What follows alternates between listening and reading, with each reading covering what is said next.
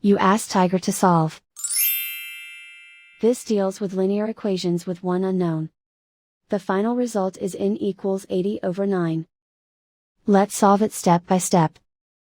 Simplify the expression. Multiply the fractions. Expand the parentheses. Simplify the arithmetic.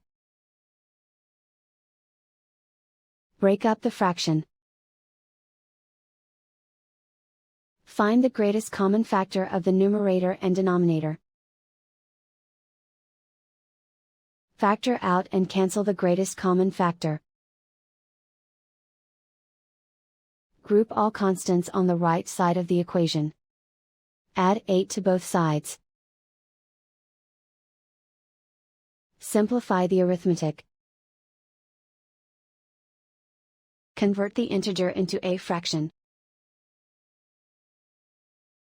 Combine the fractions. Combine the numerators. Isolate the n. Multiply both sides by inverse fraction 5/4. Group like terms. Multiply the coefficients.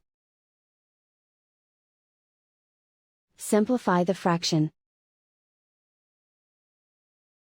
Multiply the fractions.